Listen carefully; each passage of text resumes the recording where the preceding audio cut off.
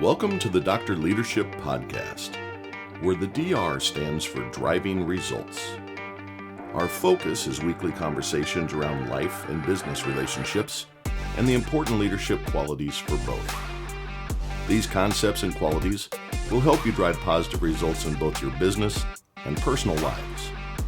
A weekly connection point to help business leaders develop individual contributors, managers, and executives on your teams. We also will tie in concepts around family focus and life lessons to help you drive success in your personal life. Welcome to the Dr. Leadership Show. Let's get after it. Hey, what's happening, everybody? Welcome to another edition of the Dr. Leadership Podcast. The doctor is in. Hope you're having a great day. I wanted to start off by just letting everybody know that really appreciate the feedback we're getting on the email. Not www, that's the web address, at the drleadership.results@gmail.com. That's drleadershipresults@gmail.com. The website is www.drleadershipresults.com. That's www.drleadershipresults.com. Some really good feedback. Some people after last week had two requests actually on this, is talk more about the freedom of money, because last week we had, of course, the conversation around, does money buy you happiness? And of course, it was a great review on that, a number of studies, and it ends up that it does for some people and doesn't for some people, no matter what. There was a part that we covered called the happiness ceiling. That was with the first study. If you went from 60 to 70,000, yes, happiness did improve. If you went from 70 to 80,000, yes, happiness improved. But you kind of capped out at 90,000, the first study found. And that was known as the ceiling effect on it. And then another study was done that showed that there was a little bit of happiness involved with money, a little bit higher than that. And they got together and did this collaborative study with different opinions for the better of man, and found out that, guess what? Happy people are typically happier with more money, and unhappy people, just money doesn't buy them happiness because they just have an attitude that doesn't allow them to look at life in an optimistic lens. And those people, what the analogy I gave is, they could win the lottery and they would look down on themselves because, oh my gosh, now I got to pay all these taxes. Well, you netted out 60% of $1 million, Billy. That's a pretty good deal for you. So optimism was the key to that. But what I did talk about in the last episode was that what money can provide is freedom. And freedom for a lot of things. Freedom of opportunity, freedom to travel, freedom from anxiety, freedom from stress, freedom to help others, freedom to be philanthropic, freedom to do whatever the hell you want, freedom to not worry. And that's a very powerful situation to find yourself in. I've got a little bit of time left before I'm going to retire. My wife and I are still young in the grand scheme of things, but retirement's coming. And what I wanted to talk about today was planning for your retirement. That's the title of it, around this money gets you freedom scenario. And we have to dive into how money does buy that freedom and allows you to get to that retirement stage. I love my work. I love the people I get engaged with every single day. There's high stress moments. This last week was very stressful for me, rolling out new quotas, rolling out new comp plans. That's always a Ripley pond that we're in. Certain people affected more than others. Some people are able to see the big picture and not get in the weeds. Other people, every time you can write down the reps that are immediately going to go, the individual contributors are immediately going to go negative. Well, last year, why can't we keep it like last year? And what they don't remember is last year when we launched new programs, they said, why can't we keep it like last year? And because they hated the new year. Well, then the new year becomes the one thing that they wanted to keep it as. So it all ends up being okay. But we have to prepare ourselves for that freedom. And I want to ask each of you, this is a self-reflection day. This is for your personal life. This isn't business life. This is a personal life discussion. Are you on track? Are you on track for what you want to be able to do? Time can be your friend or time can be your enemy when looking at building towards your retirement dreams.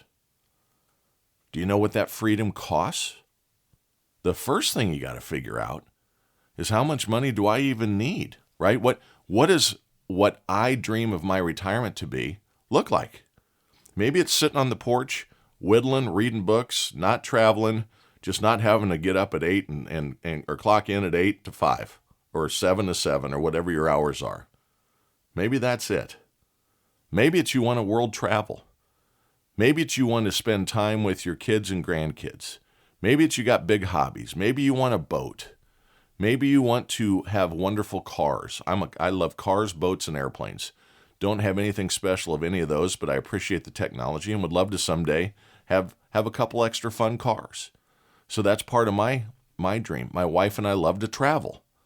We want to be able to see family that are around the country in different locations. So the first thing I wanted to talk about, and what really got this whole thing sparring, were two articles. One was on Does Money Buy You Happiness and the studies we touched on last week. And then an article came out on May 8th from USA Today, and I see this, something happens on this about every year, and every time I read the article, I am just like, ugh, this is such a sad story. USA Today did an article on what's the average balance of your 401k by age group.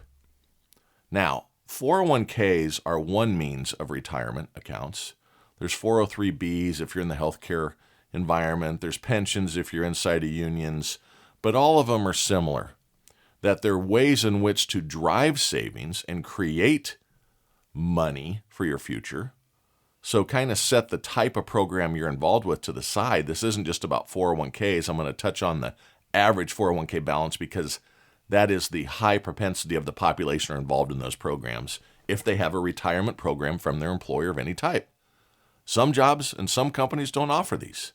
So then you can get an IRA, an individual retirement account, that acts very similarly to a 401k or a 403b, or even like a pension program. There's differences there. I'm lumping them all together. Take it for what it is. But the average balance by age group came up. So a 401k, first of all, let me just take one quick step back. That's an employer-provided retirement plan that has some tax advantages. Employers match it typically. That's a big thing because you're getting some growth and you're getting some quote-unquote free monies out of the system. How it works is pre-tax dollars. So if you have a job, I'm going to use easy math here. If you have a job that pays $24,000 a year, it's just easy math, divide by 12, that's $2,000 a month is what your gross earnings are. If you don't invest in a 401k, before they tax that $2,000 for the month, they're going to take out any medical benefits that you're paying for, any specific life insurance programs. Some of your benefits are tax deductible. They don't, in other words, tax the dollars that you're putting in. So all that comes off the $2,000 at first. So it takes you down, let's say that's $100 that's going into those programs a month. You're then taxed on $1,900. Whatever your tax rate is, spits out a number. The big benefit there's two big benefits of a 401k or retirement program through your employer. The first is they take the dollars that you put into the program yourself off the top like those benefits, and they don't tax it. So if you earn $2,000 a month and you put $200 in each month in your 401k program, you literally only had to earn $200. If you would use after-tax monies, remember it takes $250 in earnings, then they tax it, take $50 out, all approximations, to give you the $200 to invest. So you're ahead your taxable rate on that investment. So it's very, very critical to get engaged in these tax-deferred programs because you're putting more money into the retirement account that has more money in it to earn earnings over time, working for you. A bigger dollar invested, a bigger amount of dollars invested, is going to spit out a bigger result at the end. The other thing that these 401k programs offer is many employers offer what is called a match. And some of this is very rudimentary. Many of the listeners right now are going, man, he's down in the friggin' ABCs of this stuff. Excuse me. Yes, I am. Because certain people aren't engaged with it yet. They're intimidated by it. Oh, I just don't understand it. You got to lean in on this one, everybody. You are not going to be able to retire comfortably. You're going to be working until you're 80 years old, And if you think Social Security is your means to an end here, you're crazy. And I'm going to get into that in a minute. So the pre-tax dollars is important. And then you have this match. So many companies are 50% match up to a certain percent. And what this means is if you put 6% of each of your checks into the 401k program, the company will match 50% of that up to, let's say the company's max is 6%. So you put 6% in, they'll do 50% match, or put 3% in. If the match goes up to a maximum of 8%, you put 8% in, they'll put 4% in. The key here is, is at minimum, put the amount in yourself that gets the most out of the company match. That is, if it's a 50% match, that is 50% return on your monies. You put $1 in, they put 2 quarters in, they put 50 cents in. You're ahead 50 cents every time you put $1 in. Get all over this. Time is your friend. Compounding interest is your friend. And then what happens is you pick different investments in these 401ks, 403bs, whatever might be the case, to invest in. Sorry, I got a tickle in my throat today. You could use funds, mutual funds, right? It's where and these are good ideas because you're diversified in your portfolio. There's thousands of different funds, but each company will typically provide 10, 15 different funds you can invest in, all with different levels of risk. And here's a note. The younger you are, the more in the stock market you want to be for the opportunity for higher returns. I am not a financial planner. Air quotes there. Talk to a financial planner. Talk to someone that does this for a living. Get feedback from others. These are high-level conversations. I've been fortunate in the markets.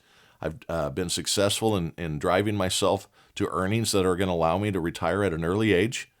And it's because I listen to people that are good at this. So find yourself somebody to lean on here. But you invest those money in funds, ETFs, stocks. You can't get home on a savings account. Don't think that you're saving for your retirement by putting it in the bank account. Now, in hyperinflation the last 2 years, it's been a disaster monetary policy the last 2 years. But inflation right now has interest rates in savings accounts up. You can get CDs now 3.5%, 4%. Passbook savings accounts, regular bank savings accounts, maybe 2%, 2.5%. It was 0.1% 3 years ago, but we also didn't pay $6 for eggs. So one leads to the other. But that's not going to get you home. You cannot get home on savings accounts. Now, I've spit a bunch out here. I want to get back to this USA Today article on what are the averages by age groups. Here they are. If you're under 25 years of age, the average amount in a 401k program for someone under the age of 25 is $6,200. From the age of 25 to 34, the average is $37,000. The age of 35 to 44, the average balance in the 401k is $97,000. From the age of 45 to 54, $179,000. And the age of 55 to 64, that's coming up right on retirement age there for most of us, $256,000. And 65 years old plus, 65, 66, onwards and upwards, the average is $280,000. That may sound like a lot of money. That's today's money. We have 5.5%, 6% inflation right now.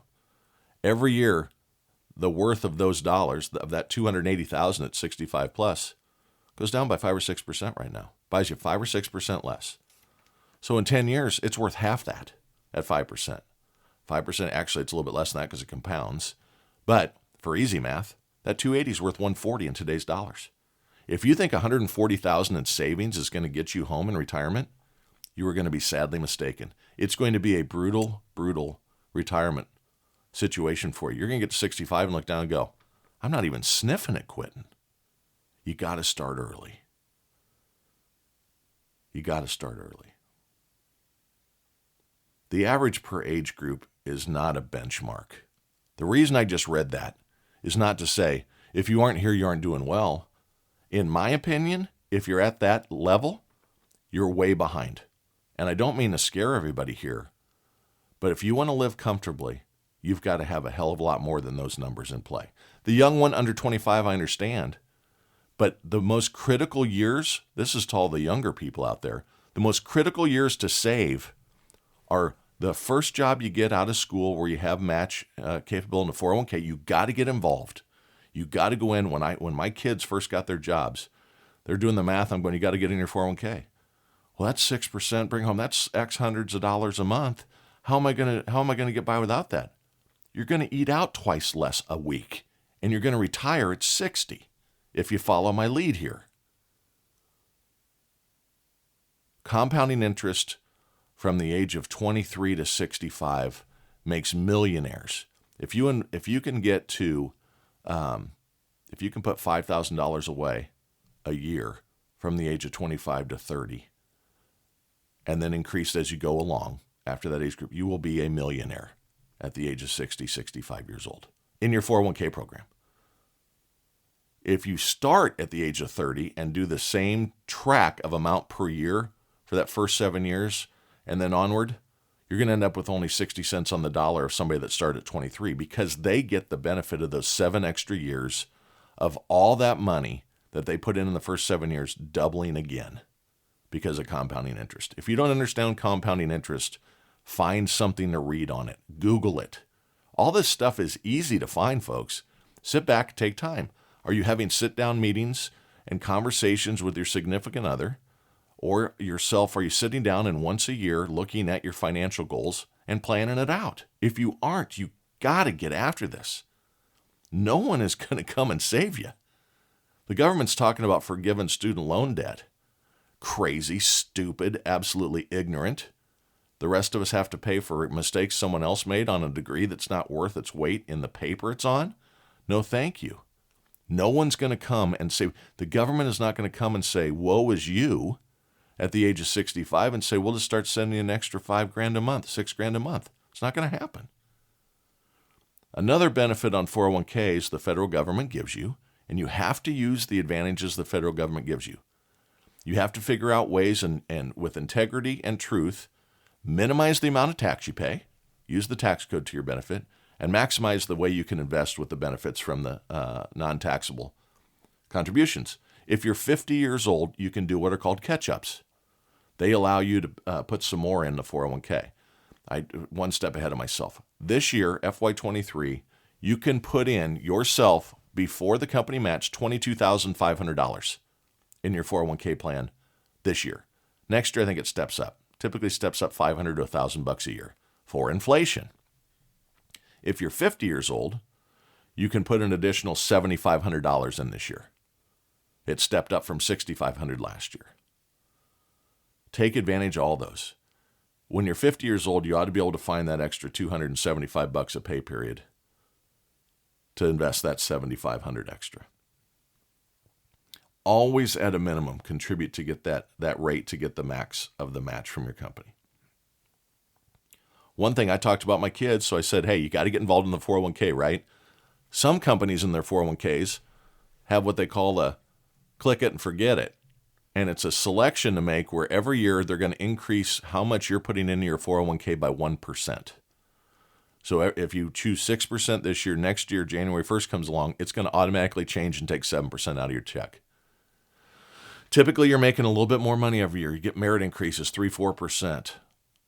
Maybe a little higher, maybe a little less. But if you put it in autopilot and it steps up 1% a year, it's going to take a while. You have to have significant earnings to get to the max of $22,500 a year right now. But every 1% you put in is going to significantly impact over time your ability to retire at a comfortable age. Again, the average per age group is not a benchmark. I'm going to flip back here. Let's just go to the 35 to 44 and higher. 35 to 44-year-olds, the average is $97,000. 45 to 54, $179,000. $256K if you're up to 64 years old. And 65 plus, $280K. That is not going to get it done. You can say you're ahead of some of those rates, right? You can look down and say, hey, I've got $20,000 more than that at the age of 44. It's probably still not enough. So what is enough? This is about what is the number for financial freedom, right? Here's what the experts say. Typically, when you retire, you're going to require about 80% of your prior income. If your last year of working, let's say you're 65, you make $100,000, again for easy math, you're probably going to require $80,000 in income off your investments or out of your savings, plus Social Security, if it's even there, when you retire, to live at a similar lifestyle as what you did before. The reason it is less, and can be less, is you aren't having to invest in your 401k program any longer. So you're going to get 7-8%. You aren't going to drive as much. You probably aren't going to have as many lunches out. You aren't going to have the same type of clothes that you got to refresh if you have to wear business clothes and things of that nature. You don't have to pay for parking. You don't have the things that cause cost to also be in the work environment. So it goes down a little bit. Now I talked about Social Security. Maybe it'll be there, maybe it won't. The way the government's running things right now, this country is broke. We're not even close to being able to have this Social Security in place. Everybody starts throwing around, they're going to cut Social Security or don't cut Social Security, etc. Last year, I think it had a 6 or 8% increase, holding up for inflation. Nobody was responsible for that. It's in the law already. Cost of living increase goes up at the rate of inflation. No one gets to take credit for that. No administration. It's in the congressional, it's in the laws. But it's going to be out of money within the next 10, 12 years. And everybody says, well, they'll just put more money in it. This country is broke, for those of you that aren't paying attention. $31 trillion in debt. We haven't had debt to GDP, gross domestic product ratios like this since World War II. And in World War II, guess what we did coming out? We significantly cut spending and increased taxes a little bit to pay off the debt from the war. What we're doing here is we printed more money. The Fed printed more money. That's why inflation took off. That's why they're adding on to the rates and mortgage rates are going through the roof. They got to slow this thing down.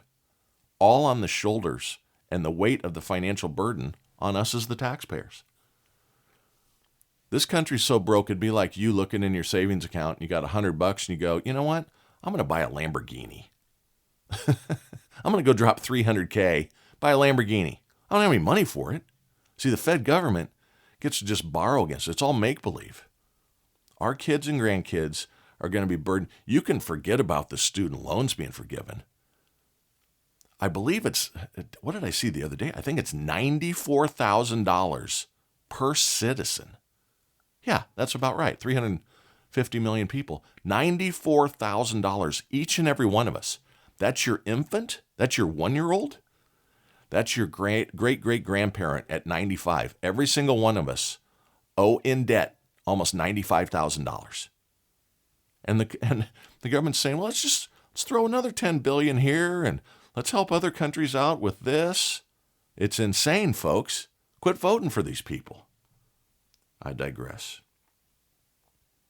The other measurement that many people say around retirement that's a good number is 12 times. What's enough savings?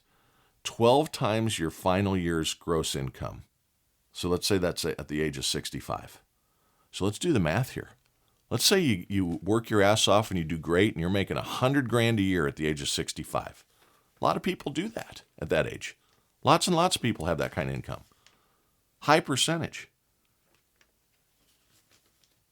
That means you need to have $1.2 million in savings, besides Social Security and all that, to work at that rate.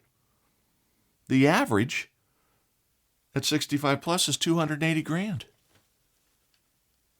They're 5 times short, 4.5 times short.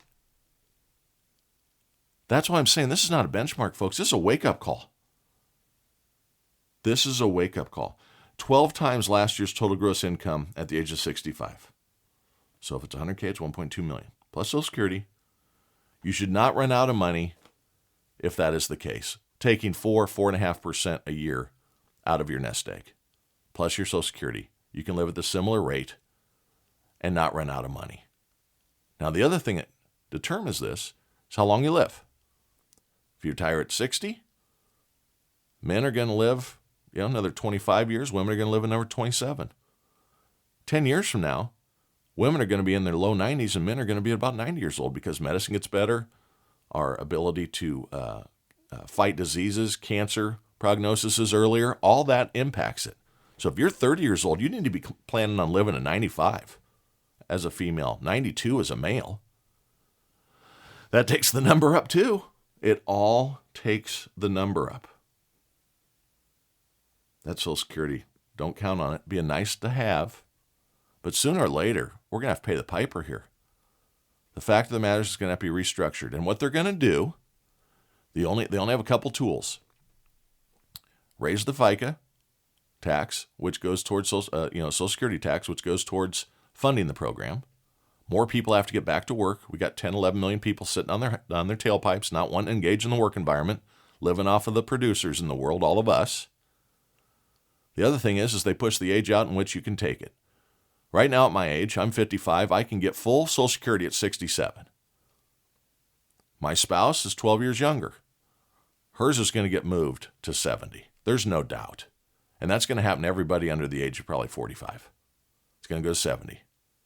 Because that way, it allows that fund and that program to continue to have money being poured into it to pay for those that have still not pulled out of the program. The other thing that needs to happen, I hope it doesn't happen, we need more kids in this world, not less. But the birth rates are going down too. That'll have some offsetting factors in two ways. Less people working 30 years from now, putting in the system. Less people needing Social Security. That's 65, 70, 75 years from now. System's broke. We've got to attack this thing now. The other thing you can do in this world is put yourself in the right environment. If you don't have enough saved right now, let's talk about how you get there a little bit for a couple minutes. Are you surrounding yourself with good things? Create a good environment for successful financial freedom. Who do you surround yourself with? Are you hanging with a bunch of people that always are competing about having the new car? Got to have the latest iPhone? iPhone 16 is coming out, $2,000. I don't know the math now, $1,700. Don't be the first in line to get that stupid thing. Buy a used 14 for $299. Hold on to it. Don't perpetuate expenses. Warren Buffett says it best. He says, surround yourself with better and smarter people. Put yourself around people that are financially successful. Financially successful is not because they drive the nicest car or have the biggest house. They may be overburdened with debt. Be selective in how you choose these good people to be around you. But when you find these good people, maybe it's your parents or your grandparents that you know are successful. They haven't taken a paycheck. My mom hasn't brought home a paycheck in 35 years. 35 years. That's successful. Put people around you. Listen to your elders. This way you absorb their success habits and you absorb their knowledge. Warren Buffett still lives in the same house he bought like 40 years ago. The guy could have his own, he could buy one of the Hawaiian Islands and live there. He doesn't. He's got a 4-bedroom in Omaha. The Oracle of Omaha lives, same house. He had I saw a special on him in like 60 Minutes. Every day he stops by McDonald's, gets a black coffee and an Egg McMuffin. $4. He's driving a Cadillac that's like 5 years old. It's a nice car. He doesn't go out. The guy doesn't pull up in a Bugatti. Doesn't have a limousine picking him up and driving around. He drove around in a pickup truck for years. We make choices and choices make us. You got to look internally, folks. You want to find people with character and value around you. You want to surround yourself with good people, people that give. It's not about what you have, it's what you give. Don't be trendy. I talked about the iPhone. Don't be the first to have everything new. Short-term pleasures are cutting short your long-term gain. It is just a fact. And I was guilty of this younger. I need to have this. I need to have that. I still have desires to do those things. And you take a deep breath and you stop and you pass by. Coupon. Look for things on sale. Don't be sporadic. Don't go to the grocery store hungry, right? You don't go starve into a high-end restaurant and start ordering all the Appies. It's a quick way to get out of it. Stop drinking alcohol out at restaurants. If you want to have a cocktail before you go out, have one before you go out. Just one, so you're safe driving. But don't burden the check with expensive things. Don't order the second bottle of wine if you're going to have a bottle of wine at dinner. All those things matter. I've said this over and over again. The Joneses are your enemies. Don't try to keep up with these unrealistic things out in the market. Live within your means. I wish our government did that. This country's broke. I said it before. We don't put business people in office. We need to. We need business leaders. People that have run companies, CEOs, senior leaders inside of, we ought to have a senior leader of technology from somewhere leading parts of our security. No offense, but AI, we've got the vice president. I don't care what vice president it is. This doesn't pick on Kamala, but the vice president's going to handle AI? Yeah, right. They have zero in the bank. I said, you got 500 in the bank or 200 in the bank and you go out and buy a Lamborghini. The federal government's buying them by the trainload in how they're spending money. They're broke. Manage debt. Zero besides a house and a car if at all possible. I know some of these things aren't possible right away. So get rid of the debt first. Find areas to cut. Cut out eating out. If you're eating out 3 times a week, go to once. Take every dollar that you save on that, pay down debt, and put it in your 401k or your individual retirement account. Get rid of subscriptions you don't use. Pay yourself first. We have got to take on our own destiny here, folks. We cannot count on others to do this.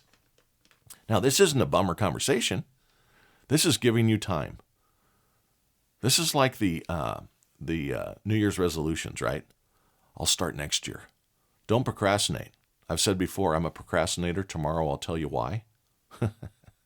It's a joke. Don't procrastinate about these things. You are in a position today to make a change on your financial freedom down the road. Are you going to do it? Or are you going to procrastinate? I say you go be awesome. Because you are awesome. Keep that shit up. Talk next week.